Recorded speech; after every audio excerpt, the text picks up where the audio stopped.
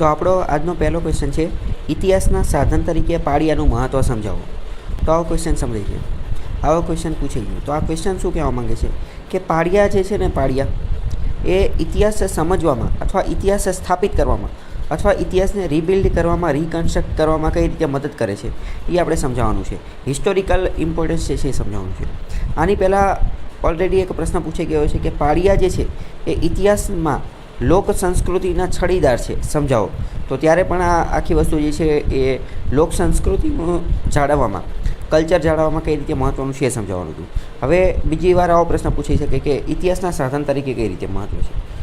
તો પહેલાં આપણે થોડી વાત કરીએ કે શું છે બધું. પાળિયા ઉપર ઓલરેડી મેં એક લેક્ચર બનાવેલો છે, એ જોઈ લીધો હોય તો તમને થોડીક બેઝિક ઇન્ફોર્મેશન તો મળી ગઈ હશે. તો તમે ઇન્ટ્રોડક્શન તો આપી શકો કે પાળિયા એટલે શું ને બીજું, અથવા કંઈક ઇન્ટ્રોડક્શન આપવું હોય તો કઈ રીતે આપી શકે. જો હવે આ જે પાળિયા જે છે ને, મેં તમને ઓલું એક લોકગીત કીધું હતું, કયું દુલાભાઈએ કાગે ગાયેલું છે કે મારે ઠાકોરજી નથી થવું. તો મારે ઠાકોરજી નથી થવું ને, તો એ વાત તમે આ ક્વેશ્ચન પૂછે ને, પાળિયાવાળો કોઈ પણ ક્વેશ્ચન પૂછે ને, તો તમે એમાં મારે ઠાકોરજી નથી થવું એ ગીત જે છે એ લખી શકો. કારણ કે એની મેં તમને આખી સ્ટોરી કહી દીધી હતી કે ઓલો શિલ્પી જે છે એ ભગવાનની મૂર્તિ બનાવતો હતો, પણ એ કે ના મારે ઠાકોરજી નથી થવું, પરંતુ મારે તો પાળિયો થવું છે. શું પાળિયો? પાળિયો એટલે કે આ વીર સૈનિકની યાદમાં જે બંધાવેલો એ મારે બનવું છે. ચાલો, તો આમાં શું આપેલું છે કે પાળિયાઓ આપણી લોક સંસ્કૃતિના પ્રતીક તો છે જ, પરંતુ આપણા ઇતિહાસને જાણવા ઓળખવા માટેના એક સાધન તરીકે પણ તેમનું આગવું મહત્ત્વ છે. કેટલાક ગામોના તેના રાજાઓના જૂના સંગ્રામો તથા તેના કારણોનો ઇતિહાસ એમાંથી પ્રાપ્ત થાય છે. તો આ આપણે પહેલાં એકદમ નાનું ઇન્ટ્રોડક્શન આપી દીધું કેવી રીતે આપણને ઇતિહાસ પ્રાપ્ત થાય છે. તો ગુજરાતના પાળિયા, અહીં ગુજરાતના કેટલાક, હવે જો આમાં આપણે એક બીજું કામ કરી શકીએ. પહેલાં આપણે સમજાવવાનું કે પાળિયા ઇતિહાસના સાધન તરીકે, તો તમે એવું કહી શકો, એવું ઉપર ટાઇટલ આપી શકો કે પાળિયા ઇતિહાસના સાધન તરીકે નીચેના રૂપે મદદરૂપ છે. પછી 1, 2, 3, 4 એવી રીતે પોઈન્ટ જે છે એ આપી શકો કે પહેલાં તો શું આપો કે ઇતિહાસને રીબિલ્ડ કરવામાં, રિકન્સ્ટ્રક્ટ કરવામાં એ મદદરૂપ થાય છે. પછી બીજું અમુક ઉદાહરણ જે છે એ તમે આપી શકો. જેમ કે સોમનાથ મંદિરની પાસે જે હમીરજી ગોહિલનો પાળિયો જે છે, તો તમે કહી શકો કે આ જે પાળિયો જે છે તો એ જે તે સમયના ઇતિહાસ એને પુનઃ જીવિત કરતો એવું લાગે છે. હવે હમીરજી ગોહિલની વાત કરો તો એ આપણે આજે ભૂચર મોરીનું યુદ્ધ થયું હતું, તો એના વિશે તમે માહિતી જે છે આપી શકો. પછી બીજું એ લખી શકો કે આ જે પાળિયા હોય તો પાળિયાઓ બનાવી અને એની ઉપર એક તકતી ચોડવામાં આવે છે, અને એ તકતી ઉપર જ એક નાનો ઇતિહાસ જે છે લખવામાં આવે છે. તે સમયની સંપૂર્ણ ઘટના જે છે લખવામાં આવે છે, જેના કારણે આવનારી પેઢીના દરેક લોકોને એ વસ્તુના ઇતિહાસ સરળતાથી જાણી શકાય છે અને લોકોની અંદર જાગૃતિને એ બધું ફેલાવી શકાય છે. તો આવી બધી વસ્તુ લખવાની. આમાં તમે બીજા 2-3 બીજા પણ ઉદાહરણ આપી અને કહી શકો છો. ચલો, જો આમાં શું કીધેલું છે લખીએ કે અહીં ગુજરાતના કેટલાક પાળિયા લેખોની આવી નોંધપાત્ર બાબતોની ડૉક્ટર H.G. શાસ્ત્રીના મંતવ્યને આધારે સમીક્ષા કરીએ. જો આ અમુક લોકોના નામ જે છે ને એ તમારે આન્સરમાં લખવાના, બરાબર? આવા લોકોના નામ જે છે આન્સરમાં લખવાના. ગમે ત્યારે ચિત્રકળા વિશે લખવાનું હોય. પછી આની પહેલાં મેં એક જે સલાટી શૈલીની ચિત્રકળાની વાત કરેલી હતી, તો આવી કોઈ ચિત્રકળાની તો ત્યાં તમારે રવિશંકર રાવળનું નામ લખી નાખવાનું, રવિશંકર રાવળના મત પ્રમાણે. તો આવા જે કોઈ મેઇન વ્યક્તિ જે છે એના નામ તમારે લખી નાખવાનું. અમુક વાર લોક સંસ્કૃતિનો એનું હોય ને તો લખી નાખવાનું કે જોરાવરસિંહ જાદવના મત પ્રમાણે, કારણ કે એમને જે છે એ આ લોક સંસ્કૃતિની અંદર જે છે એ ઘણું બધું રિસર્ચ ને એવું બધું કરે. એ ખુદ એક રિસર્ચ કરવાવાળા વ્યક્તિ છે, બરાબર? તો આ ડૉક્ટર H.G. શાસ્ત્રીના મંતવ્ય પ્રમાણે તો આવા નામ અમુક લખવાના. કે કેટલાક પાળિયાઓ પરથી મહત્ત્વની ઐતિહાસિક સંગ્રામો વિશે માહિતી મળે છે. ઐતિહાસિક સંગ્રામ એટલે કે અલગ જે સંગ્રામ જે આપણે સૌરાષ્ટ્રની અંદર તો જે શું કહેવાય કે બહારવટા ને એવું બધું થતા હતા, તો બહારવટું થાય તો એના રિલેટેડ પણ આવા પાળિયાને એવું બધું બનાવવામાં આવતું હતું.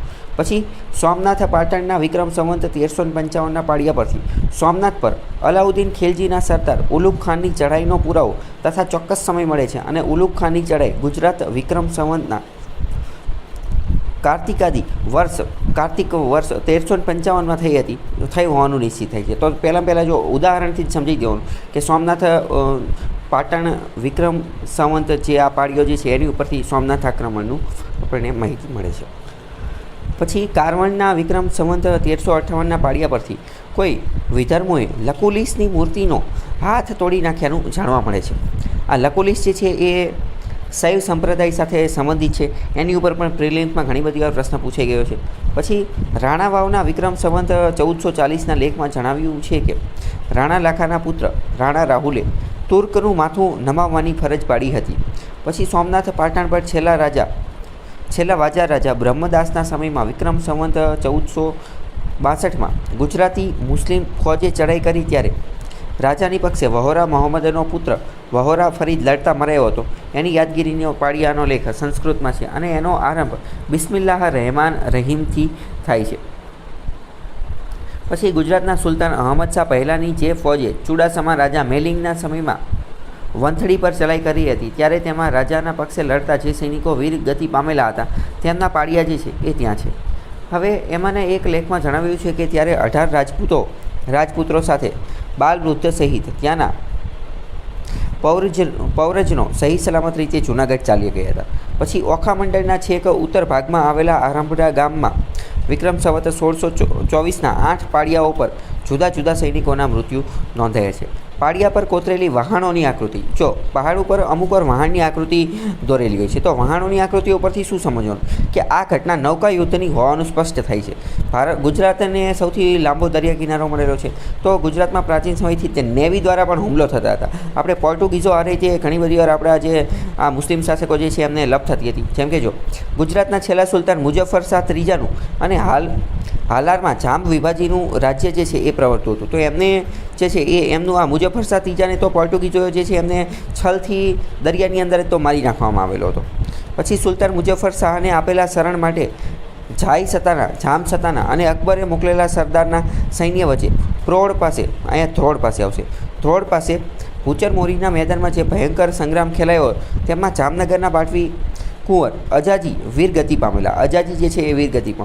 તો એનો ઉલ્લેખ જે છે એ પણ એક પાળિયાની અંદર આપેલો છે. 17મી સદીમાં કાઠીઓની સત્તા પ્રબળ બનતી હતી. બિલેશ્વરના વિક્રમ સંવતના પાળિયા પર કાબુલી સાથે લડતા કાઠીનું મરણ થયું હતું. અહીંયા ઘણા બધા પાળિયા વિશે આપેલું છે. તમારે મેઇન શું કરવાનું, તમારે કોઈ પણ 5 પાળિયા વિશે જે છે એ પાકી માહિતી મેળવી લેવાની કે આ પાળિયો અને આ પાળિયા ઉપર આ માહિતી આપેલી છે. કારણ કે આટલા બધા પાળિયા અહીંયા લખવાની જરૂર નથી. અને બીજું મેં તમને કીધું ને કે અલગ રીતે તમારે આનું ઇમ્પોર્ટન્સ જે છે એ દર્શાવવાની કોશિશ કરવાની.